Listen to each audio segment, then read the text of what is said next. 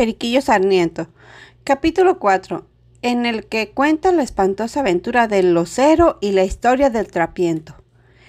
Ninguna fantasma ni espectro espanta al hombre más cierta y constantemente que la conciencia criminal.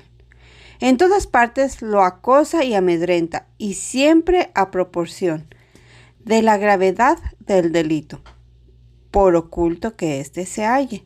De suerte que aunque nadie persiga al delincuente y tenga la fortuna de que no se haya revelado su iniquidad, no importa. Él se halla lleno de susto y desasosegado en todas partes. Cualquiera casualidad, un ligero ruido, la misma sombra de su cuerpo agita su espíritu, hace estremecer su corazón y le persuade que ha caído o está ya para caer en manos de la justicia vengadora. El desgraciado no vive sin fatiga, no come sin amargura, no pasea sin recelo, y hasta su mismo sueño es interrumpido del susto y del sobresalto. Tal era mi estado interior cuando entré en esta capital. A cada paso me parecía que me daban una paliza o que me conducían a la cárcel. Cualquiera que encontraba vestido de negro me parecía que era chanfaina. Cualquier vieja me asustaba, figurándome en ella a la mujer del barbero. Cualquier botica, cualquier médico, ¿qué digo? Hasta las mulas me llenaban de pavor, pues todo me recordaba mis maldades. Algunas veces se me paseaba la imaginación la tranquilidad interior que disfrutaba el hombre de buena conciencia, y me acordaba de aquello de Horacio cuando dice a Fusco Aristio: el hombre de buen vivir y aquel que a ninguno daña, no ha menester el escudo ni flechas emponzoñadas. Por cualesquiera peligros pasa y no se sobresalta, seguro en que su defensa es una conciencia sana. Pero estas serias reflexiones solo se quedaban en paseos y no se radicaban en mi corazón. Con esto las desecha de mi imaginación como malos pensamientos sin aprovecharme de ellas, y solo trataba de escaparme de mis agraviados, por cuya razón lo primero que hice fue procurar salir de la capa de golilla, así por quitarme de aquel mueble ridículo, como por no tener conmigo un innegable testigo de mi infidelidad. Para esto, puesto que llegué a México y en la misma tarde fui a venderla al baratillo que llaman El Piojo, porque en él trata la gente más pobre y ahí se venden las piezas más sucias, asquerosas y aún las robadas. Doblé pues la tal capa en un zaguán, y con un solo sombrero y vestido de negro que parecía de a legua colegial huido, fui al puesto del baratillero de más crédito que había ahí. Por mi desgracia, estaba tan encargado por el doctor Purgante, que en realidad se llamaba don Celidonio Matamoros, aunque con más verdad podía haberse llamado Matacristianos. Estaba, digo, el baratillero encargado de recogerle su capa si se la fueran a vender, habiéndole dejado las señas más particulares para el caso.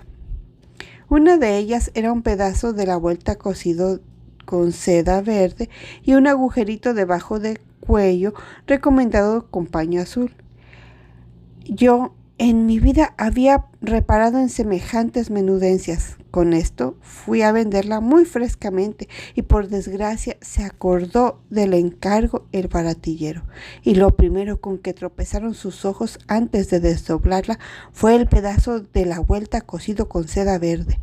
Luego que yo le dije que era capa y de golilla, y vio la diferencia de la seda en la costura, me dijo: amigo, esta capa puede ser de mi compadre don Celidonio, a quien por mal nombre llaman el doctor Purgante. A lo menos, si debajo del cuello tiene un remiendito azul. Ciertos son los toros. La desdobló, registró y halló el tal remiendito. Entonces me preguntó si aquella capa era mía, si la había comprado o me la habían dado a vender. Yo, embarazado con estas preguntas y no sabiendo qué decir, respondí que podía jurar que la capa ni era mía ni la había adquirido por compra, sino que me la habían dado a vender. Pues, ¿quién se la dio a vender a usted? ¿Cómo se llama? ¿Y dónde vive o dónde está?, me preguntó el baratillero. Yo le dije que un hombre que apenas lo conocía, que él sí me conocía a mí, que yo era un hombre de bien, aunque la capa andaba en opiniones, pero que por allí inmediato se había quedado. El baratillero entonces le dijo a un amigo suyo que estaba en su tienda que fuera conmigo y no me dejara hasta que yo entregara al que me había dado a vender la capa, que se conocía que yo era un buen verónico, pero que aquella capa la había robado a don Celedonio, un mozo que tenía conocido como Periquillo Sarmiento, juntamente con una mula ensillada y enfrenada, una gualdarrapa, una peluca, una golilla, unos libros, algún dinero y quién sabe qué más, y así que o me llevara a la cárcel o entregara yo al ladrón y entregándolo que me dejase libre. Con esta sentencia partí acompañado de mi alguacil, a quien anduve trayendo ya por esta calle, ya por la otra, sin acabar de encontrar al ladrón con ir tan cerca de mí, hasta que la adversa suerte me deparó sentado en un zaguán a un hombre envuelto en un capote viejo. Luego que lo vi tan trapiento, lo marqué por ladrón, como si todos los trapientos fueran ladrones, y le dije a mi corchete honorario que era aquel quien me había dado la capa a vender. El muy salvaje lo creyó de buenas a primeras y volvió conmigo a pedir auxilio a la guardia inmediata, lo que no se negó, y así, prevenido de 4 hombres y un cabo, volvimos a prender al trapiento. El desdichado, luego que se vio sorprendido con la voz de «Date», se levantó y dijo: «Señores, yo estoy dado a la justicia, pero ¿qué he hecho o por qué causa me he de dar?» «Por ladrón», dijo el corchete. «¿Por ladrón?», replicaba el pobrete. «Seguramente ustedes se han equivocado». «No nos hemos equivocado», decía el encargado del baratillero. «Hay testigos de tu robo y tu mismo pelaje demuestra quién eres y los de Librea. Amárrenlo». «Señores», decía el pobre, «vean ustedes que hay un diablo que se parezca a otro. Quizá no seré yo al que buscan. Que haya testigos que depongan contra mí no es prueba bastante para esta tropelía. ¿Cuántos sabemos que hay 1000 infames que por 2 reales se hacen testigos para calumniar a un hombre de bien? Y por fin, el que sea un pobre y esté mal vestido no prueba que sea un pícaro. El hábito no hace al monje. Con que, señores, hacerme este daño solo por mi indecente traje o por la disposición de 1 o 2 pícaros comprados a vil precio, sin más averiguación ni más informe, me parece que es un atropellamiento que no cabe con los prescritos términos de la justicia. Yo soy un hombre a quienes ustedes no conocen y solo juzgan por la apariencia del traje, pero quizá bajo de una mala capa habrá un buen bebedor. Esto es, quizá bajo este ruin exterior habrá un hombre noble, un infeliz y un honrado a toda prueba. Todo está muy bien, decía el encargado del corchete, pero usted le dio a este mozo, señalándome a mí, una capa de golilla para que la vendiera, con la que juntamente se robaron una mula con su gualdarrapa, una golilla, una peluca y otras maritatas. Y ese mismo mozo ha descubierto a usted, quien ha de dar razón de todo lo que se ha perdido. ¿Qué capa, ni qué mula, ni qué peluca, golilla, ni gualdarrapa, ni qué nada sé yo de cuanto usted ha dicho? Sí, señor, decía el alguacil, usted le dio al señor a vender la capa de golilla. El señor conoce a usted y quien le dio la capa ha de saberlo todo. Amigo, me decía el pobre muy apurado, ¿usted me conoce? Yo le he dado a vender alguna capa, ni me ha visto en su vida. Sí, señor, replicaba yo entre el temor y la osadía. Usted me dio a vender esa capa y usted fue criado de mi padre. Hombre del diablo, decía el pobre, ¿qué capa le he de vender a usted, ni qué conocimiento tengo de usted ni de su padre? Sí, señor, decía yo, el señor lo quiere negar, pero el señor me dio a vender la capa. Pues No es menester más, dijo el corchete. Amarren al señor, ahí veremos. Con esto amarraron al miserable los soldados, se lo llevaron a la cárcel y a mí me despacharon en libertad. Tal suele ser la tropelía de los que meten a auxiliar a la justicia sin saber lo que es justicia. Yo me fui en su cuerpo gentil, pero muy contento al ver la facilidad con que había burlado al baratillero, aunque por otra parte sentía al verme despojado de la capa y de su valor. En estas y semejantes beberías maliciosas iba yo entretenido cuando oí que a mis espaldas gritaban ¡Atajen! ¡Atajen! Pensé en aquel instante que seguramente se había indemnizado al pobre a quien acababa de calumniar, y venían en mi alcance los soldados para que se averiguara la verdad. Y apenas volví la cara y vi la gente que venía corriendo por detrás, cuando sin esperar mejor desengaño eché a correr por la calle del Coliseo como una liebre.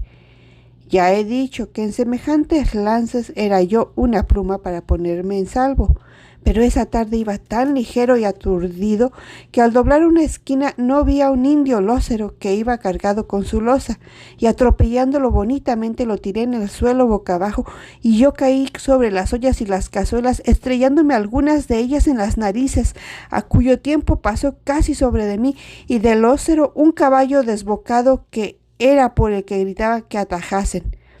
Luego que lo vi, me serené de mi susto, advirtiendo que no era yo el objeto que pretendían alcanzar, pero este consuelo me lo turbó el demonio del indio, que en un momento, y arrastrándose como una lagartija, salió de debajo de su taxpotle de loza, y afianzándome del pañuelo, me decía con el mayor coraje: «Ahora lo veremos, si me pagas mi loza, y págamelo usted de prestito, porque si no, el diablo nos ha de llevar ahorita.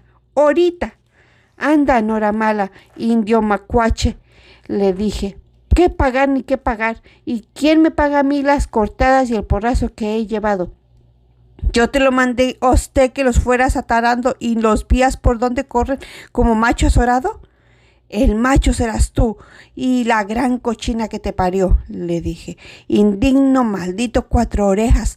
Acompañando estos requiebros con un buen puñete le planté en las narices con tales ganas que hice escupir por ellas harta sangre. Dicen que los indios, luego que ven manchados con su sangre, se acobardan, mas este no era uno de esos. Un diablo se volvió luego que se sintió lastimado de mi mano, y entre mexicano y castellano me dijo: «Tlacatecoltl, mal diablo, ladrón, hijo de un demonio, ahora lo veremos quién es cada cual».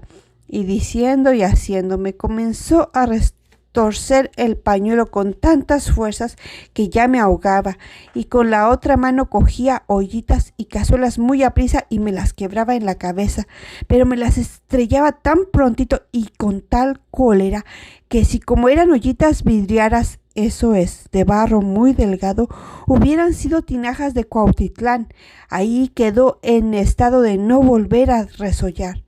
Yo, casi sofocado con los retortijones del pañuelo, abriendo tanta boca y sin arbitrio de escaparme, procuré hacer de tripas corazón, y como los dos estábamos cerca de las ollas que eran nuestras armas, cuando el indio se agachó a coger la suya, cogía yo también la mía, y ambos a dos nos las quebrábamos en las cabezas.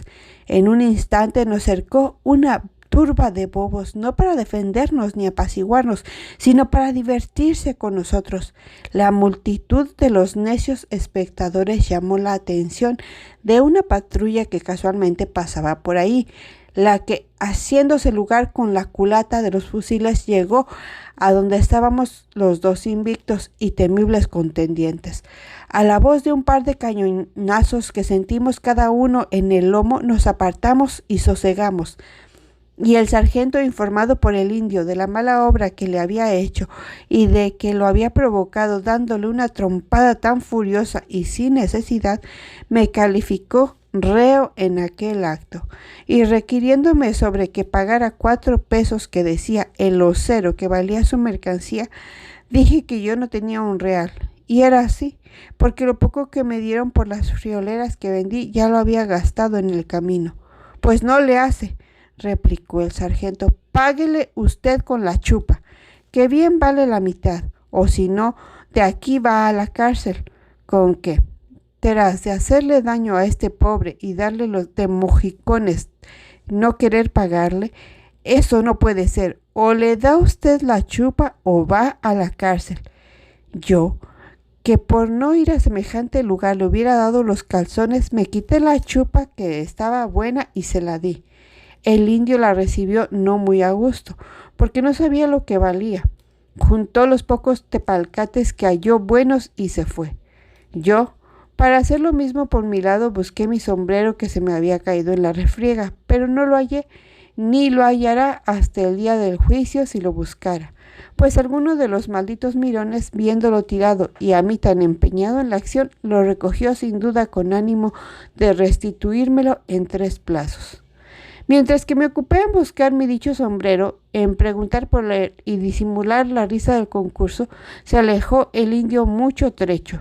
La patrulla se retiró, la gente se fue desparramando por su lado y yo me fui por el mío, sin chupa ni sombrero, y con algunos arañazos en la cara, muchos chichones y 2 o 3 ligeras roturas de cabeza. De esta suerte se concluyó la espantosa aventura del lózero, y yo iba lleno de melancólicas ideas, algo dolorido de los golpes que sufrí en la pendencia, pensando en dónde pasaría la noche, aunque no era la primera vez que pasaba en semejante negocio, comparando mi estado pasado con el presente, acordándome de 15 días antes era yo un señor doctor con criados, casa, ropa y estimaciones en Tula, y en aquella hora era un infeliz solo, abatido, sin capa ni sombrero, golpeado y sin tener un mal techo que me alojara en México, mi patria. Me acordé de aquel viejísimo verso que dice: aprender, flores de mí, lo que va de ayer a hoy, que ayer maravilla fui, y hoy sombra de mí no soy. Pero lo que más me confundía era considerar que por los indios me habían venido mis 2 últimos años, y decía entre mí: si es cierto que hay aves de mal agüero, para mí las aves más funestas y de peor castigo son los indios, porque de ellos me han sucedido tantos males. Con la barba cosida con el pecho y cerca de las oraciones de la noche, iba yo totalmente enajenado sin pensar en otra cosa que en lo dicho, cuando me hizo despertar de mi abstracción un hombre que estaba parado en una accesoría, y al pasar yo por ella me afianzó del pañuelo y al primer tirón que me dio me hizo entrar en ella mal de mi grado y cerró la puerta, quedando la habitación casi oscura, pues la poca luz que aquella hora entraba por una pequeña ventana apenas nos permitía vernos las caras. El hombre, muy encolerizado, me decía: bribonazo, ¿no me conoce usted? Yo, lleno de miedo, prenda inseparable del malvado, le decía: no, señor, sino para servirlo. ¿Con que no me conoce?, repetía el enojado. ¿Jamás me ha visto? ¿No se acuerda de mí? No, señor, decía yo muy apurado. Por Dios, se lo juro que no lo conozco. Estas preguntas y respuestas eran sin soltarme del pañuelo, y dándome un rato tan furiosos estrujones que me obligaba con ellos a hacerle frecuentes reverencias. En esto salió una viejecita con una vela, y asustada con aquella escena le decía al hombre: ¡ay, hijo! ¿Qué es esto? ¿Quién es este? ¿Qué te hace? ¿Es algún ladrón? Yo no sé lo que era, señora, decía él, pero es un pícaro, y ahora que hay luz quiero que me vea bien la cara y diga si me conoce. Vaya, pícaro, ¿me conoces? Habla, ¿que enmudeces? No ha muchas horas que me vistes y aseguraste que fui criado de tu padre y que te di a vender una capa. Yo no te he desconocido, a pesar de estar diferente de lo que te vi. Con que tú, ¿por qué no me has de conocer no habiendo cambiado de traje? Estas palabras, acompañadas de la claridad de la vela, me hicieron conocer perfectamente al que había acabado de calumniar. No pude dejar de confesar mi maldad y sonrojado con el temor del agravio a quien alzaba pelo, me le arrodillé suplicándole que me perdonara por toda la corte del cielo, añadiendo a estas rogativas y plegarias algunas disculpas frívolas en realidad, pero que me valieron bastante, pues le dije que la capa era robada, pero que quien me la vendió fue a vender un sobrino del médico que era mi amigo y colegial, y que yo por no perderlo me valí de aquella mentira que había echado contra él. Todo puede ser, decía el calumniado, pero ¿por qué motivo tuvo que levantarme este testimonio y no a otro alguno? Señor, le respondí, la verdad que no tuvo más motivo que ser usted el primero que vi, solo y de pobre ropa. Está muy bien, dijo el trapiento, levántese usted, que no soy santo para que me adore. Pero, pues usted se ha figurado que todos los que tienen un traje indecente son pícaros. No le debe hacer fuerza que sean de mal corazón, y así, ya que por trapiento me juzgó propio para ser sospechoso de ladrón, por la misma razón no le debe hacer fuerza que sea vengativo. Fuera de que la venganza que pienso tomar de usted es justa, porque aunque pudiera darle ahora una feroz tarea de trancazos, que bien se la merece, no quiero sino que la satisfacción venga de parte de la justicia, tanto para volver por mi honor cuanto para la corrección y enmienda de usted. Pues es una lástima que un mozo blanco y al parecer bien nacido se pierda tan temprano por un camino tan odioso y pernicioso a la sociedad. Siéntese usted ahí y usted, madre, vaya a traer a mis hijos. Diciendo esto se puso a hablar con la viejecita en secreto, después de lo cual ésta entró en la cocina, sacó un canastito y se fue para la calle cerrando el trapiento la puerta con llave. Frío me quedé cuando me vi solo con él y encerrado, y así volví a arrodillarme con todo acatamiento diciéndole: Señor, perdóneme usted, soy un necio, no supe lo que hice. Pero señor, lo pasado pasado, tenga usted lástima de mí y de mi pobre madre y 2 hermanas doncellas que tengo, que se morirán de pesar si usted hace conmigo alguna fechoría. Y así, por Dios, por María Santísima, por los huesitos de su madre, que me perdone usted esta y no me mate sin confesión, pues le puedo jurar que estoy empaquetado con el diablo. Ya está, amigo, me decía el trapiento, levántese usted. ¿Para qué son tantas plegarias? Yo no trato de matar a usted, no soy asesino, ni aniquilador de ellos.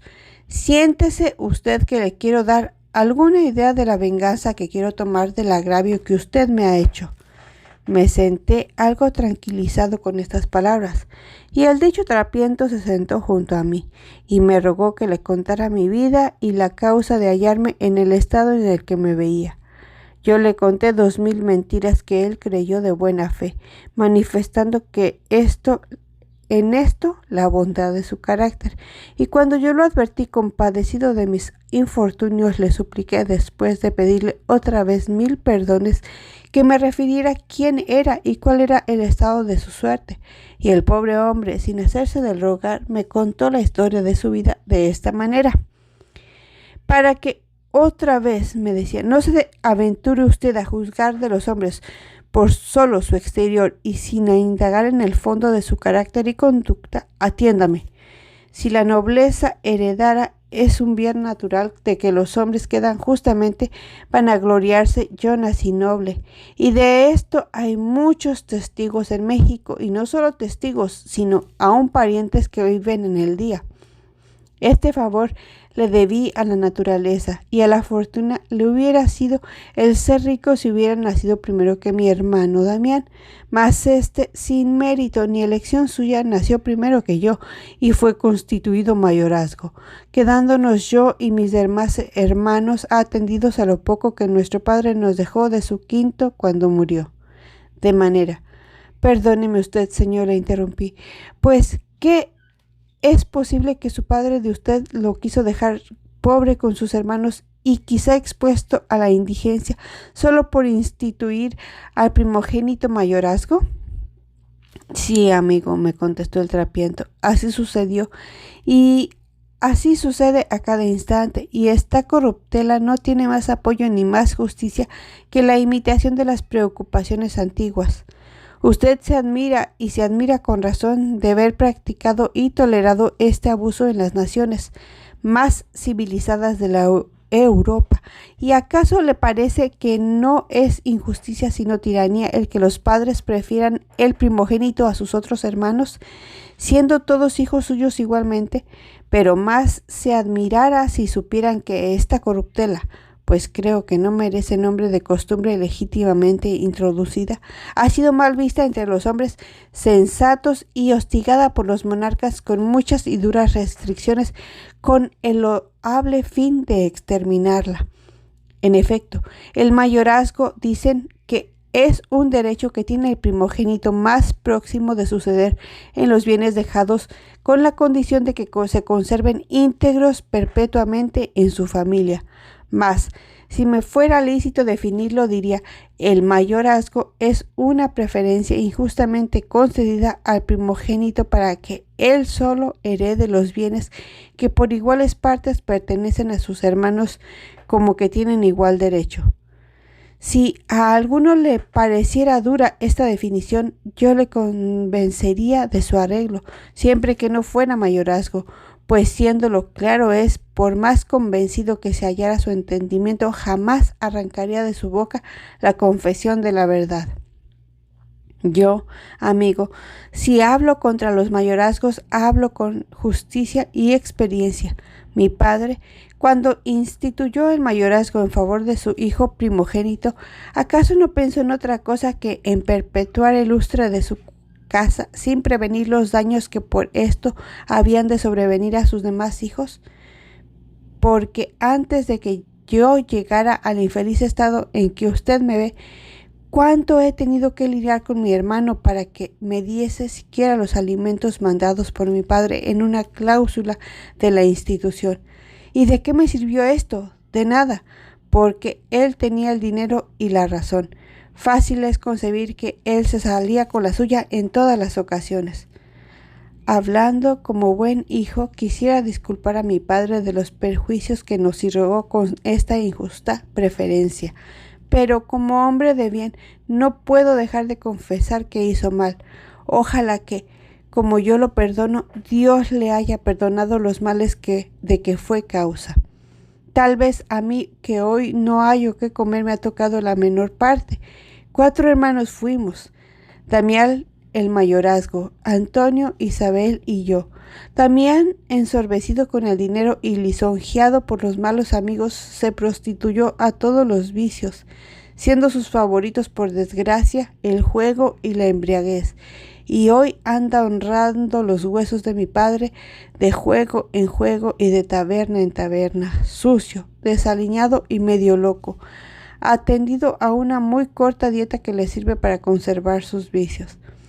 Mi hermano Antonio, como que entró en la iglesia sin vocación, sino en fuerza de los empujones de mi padre, ha salido un clérigo tonto, relajado y escandaloso, que ha dado harto que hacer a su prelado. Por accidente está en libertad. El Carmen y San Fernando, la cárcel y Tepozotlán son sus casas y reclusiones ordinarias. Mi hermana Isabel, pobre muchacha, qué lástima me da acordarme de su desdichada suerte. Esta infeliz fue víctima también del mayorazgo. Mi padre la hizo entrar en religión contra su voluntad para mejor asegurar el vínculo en mi hermano Damián, sin acordarse quizá de las terribles censuras y excomuniones que el Santo Concilio del Trento fulmina contra los padres que violentan a sus hijas a entrar en religión sin su voluntad. Y lo peor es que no pudo alegar ignorancia, pues mi hermana, viendo su resolución, hubo de confesarle llanamente como estaba inclinada a casarse con un joven vecino nuestro, que era igual a ella en cuna, en educación y en edad, muchacho muy honrado, empleado en rentas reales de una gallarda presencia, y sobre todo que la amaba demasiado, y con esta confesión le suplicó que no la obligase a abrazar un estado para el que no sentía propósito. sino que le permitiera unirse con aquel joven amable con cuya compañía se contemplaría feliz toda su vida. Mi padre, lejos de docilitarse a la razón, luego que supo con quién quería casarse mi hermana, se exaltó en cólera y la riñó con la mayor aspereza, diciéndole que esas eran locuras y picardías, que era muy muchacha para pensar en eso, que ese mozo a quien quería era un pícaro tunante que sabría tirarle cuanto llevara a su lado, que por bueno que a ella le pareciera, no pasaba de un pobre, con cuya nota deslucía todas las buenas cualidades que ella le suponía, y por fin, que él era su padre y sabía lo que estaba bien, y ella solo le tocaba obedecer y callar, so pena de que si se oponía a su voluntad o le replicaba una palabra, le daría un balazo o la pondría en las recogidas. Con este propósito y decreto irrevocable quedó mi pobre hermana desamparada de remedio y sin más recurso que el del llanto, que de nada le valió. Mi padre desde ese instante agitó las cosas, de modo que a los 3 días ya Isabel estaba en el convento. El joven, su querido, luego que lo supo, quiso escribirla y acusarla de veleidosa e inconstante, pero mi padre, que le tenía tomadas todas las brechas, hubo de recoger la carta antes de que llegara a manos de la novicia, y con ella el dinero y un abogado caviloso. Le armó al pobre tal laberinto de calumnias que a buen componer tuvo que ausentarse de México y perder su destino por no exponerse a peores resultados. Todo este enjuague se hizo no solo sin noticia de mi hermana, sino antes tratando de desvanecer su pasión por medio de la arteria más vil, y fue fingir una carta y enviársela de parte de su amante, en la que le decía 1000 improperios, tratándola de loca, fea y despreciable, y concluía asegurándola de su olvido para siempre y afirmándola que estaba casado con una joven muy hermosa.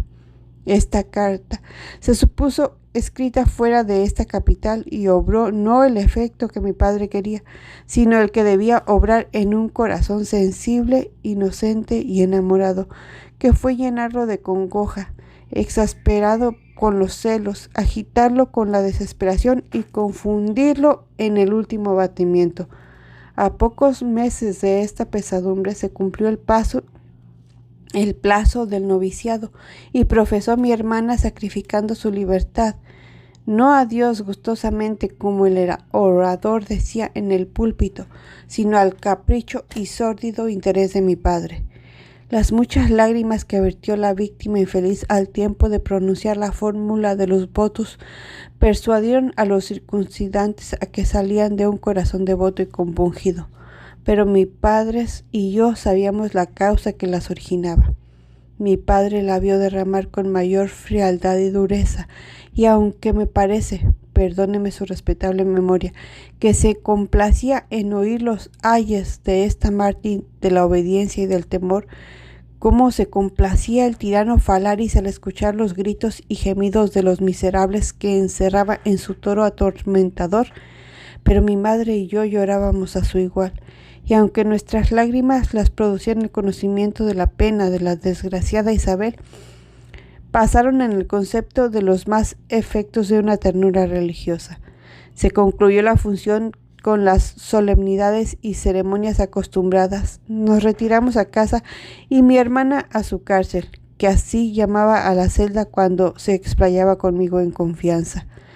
El tumulto de las pasiones agitadas que se había conjurado contra ella, pasando del espíritu al cuerpo, le causó una fiebre tan maligna y violenta que en 7 días la separó del número de los vivientes. Ay, amada Isabel, querida hermana, víctima inocente sacrificada de las inmundas aras de la vanidad, a sombra de la fundición de un mayorazgo.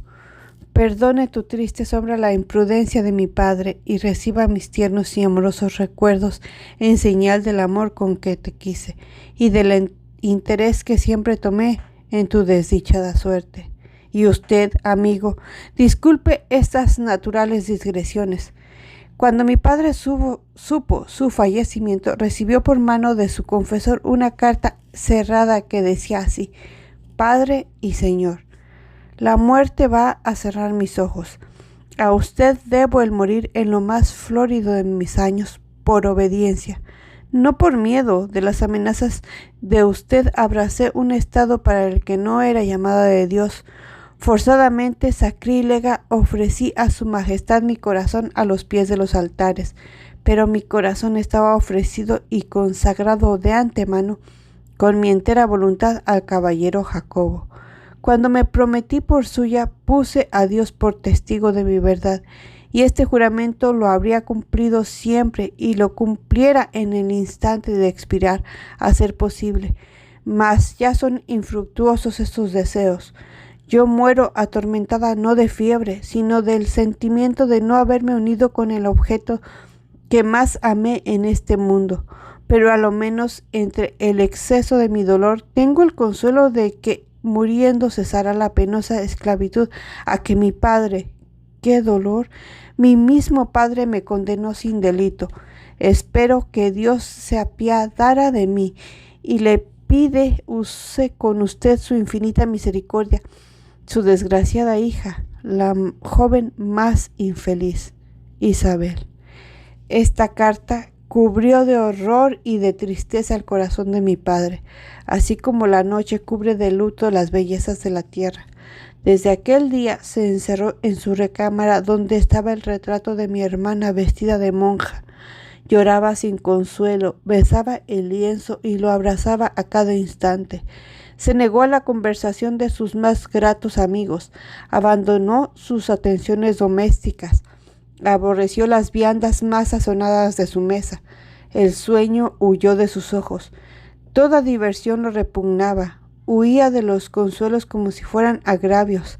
Separó hasta la cama y habitación de mi madre. Y, para decirlo de una vez, la negra melancolía llenó de opacidad su corazón. Hurtó el color de sus mejillas y dentro de 3 meses lo condujo al sepulcro después de haber arrastrado 90 días una vida tristemente fatigada. Feliz será mi padre si compulgo con estas penas el sacrificio que hizo de mi hermana. Muerto él, entró en absoluta posesión del mayorazgo mi hermano Damián, ya casado. Mi madre y yo, que era el menor, nos fuimos a su casa, donde nos trató bien algunos días, al cabo de los cuales se mudó por los consejos de su mujer, que no nos quería, y comenzaron los litigios. Yo no pude sufrir que bajaran a mi madre, y así traté de separarla de una casa donde éramos aborrecidos. Como por razón de ser hijo de rico, mi padre no me dedicó a ningún oficio ni ejercicio con que pudiera adquirir mi subsistencia. Me hallé en una triste viviendita con madre a quien mantener, y sin tener para ella otro arbitrio que los cortos y dilatados socorros del mayorazgo. En tan infeliz situación me enamoré de una muchacha que tenía 500 pesos, y más bien por los 500 pesos que por ella, o séame lícito decir que más por recibir aquel dinero para socorrer a mi pobre y amada madre, que por otra cosa, me casé con la dicha joven. Recibí la dote, que concluyó en 4 días, quedándome peor que antes, y cada día peor, pues de repente me hallé con madre, mujer y 3 criaturas. Mis desdichas crecían al par de los días. Me fue preciso reducir mi familia a esta triste accesoría, porque mi hermano probó en juicio que yo no tenía obligación de darme nada. Mi mujer, que tenía un alma noble y sensible, no pudiendo sufrir mis infortunios, rindió la vida a los rigores de una extenuación mortal, o por decirlo sin disfraz, murió acosada del hambre, desnudez y trabajos. Yo, a pesar de esto, jamás he podido prostituirme al juego, embriaguez, estafa o ladronicio. Mis desdichas me persiguen, pero mi buena educación me sostiene para no precipitarme en los vicios. Soy un inútil, no por culpa mía, sino por la vanidad de mi padre, pero al mismo tiempo tengo honor y no soy capaz de abandonarme a lo mayorazgo. Dígolo por mi hermano. Cate usted aquí en resumen toda mi vida y califique en la balanza de la justicia si seré pícaro como me juzgó, u hombre de bien como le significo. Y cuando conforme a la razón creo que soy hombre de bien, advierta que no son los hombres los que parecen por su exterior. Hombres verá usted en el mundo vestidos de sabios y son unos ignorantes. Hombres vestidos de caballeros y a lo menos en sus acciones son unos plebeyos ordinarios. Hombres vestidos de virtuosos o que aparentan virtud y son unos criminales encubiertos. Hombres. Ay, pero ¿para qué me canso? Verá usted, en el mundo hombres a cada instante indignos del hábito que traen, o acreedores a un sobrenombre honroso que no tienen, porque no se recomiendan por el traje, y entonces conocerá que nadie se debe calificar por su exterior, sino por sus acciones. A este tiempo tocó la puerta la viejecita madre del trapiento. Le abrió y entró con 3 niñitos de la mano que luego fueron a pedirle la bendición a su papá, quien los recibió con la ternura del padre, y después de acariciarlos un rato me dijo: «Vea usted el fruto de mi amor conyugal y los únicos consuelos que me gozo en medio de esta vida miserable». A pocos momentos de esta conversación se entró para adentro y salió la viejita con un pocillo de agua ardiente y unos trapos, y me curó las ligeras roturas de la cabeza. Después vino la cena y cenamos todos con la mayor confianza.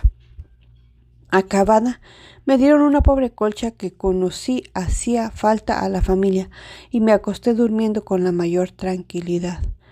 A otro día, muy temprano, me despertaron con el chocolate y después que lo tomé, me dijo el trapiento: «Amiguito, ya usted ha visto la venganza que he querido tomar del agravio que me hizo ayer. No tengo otra cosa ni otro modo con que manifestarle que lo perdono, pero usted reciba de mi voluntad y no mi tribal agasajada.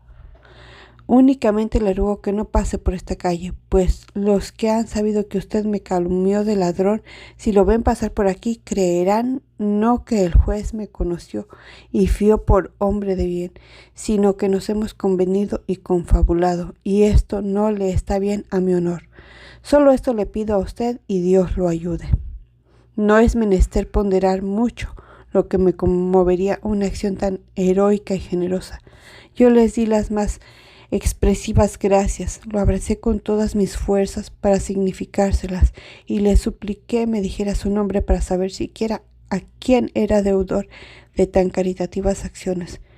Pero no lo pude conseguir, pues él me decía: «¿Para qué tiene usted que meterse en esas averiguaciones? Yo no trato de lisonjear mi corazón cuando hago alguna cosa buena, sino de cumplir con mis deberes.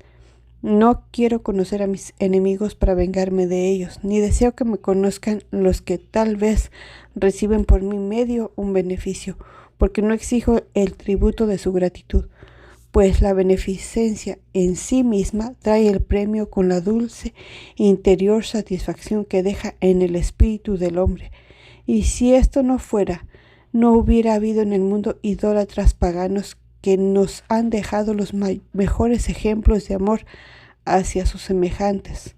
Con que excúseme usted de esa curiosidad y adiós». Viendo que me era imposible saber quién era por su boca, me despedí de él con la mayor ternura, acordándome de don Antonio, el que me favoreció en mi prisión, y me salí para la calle.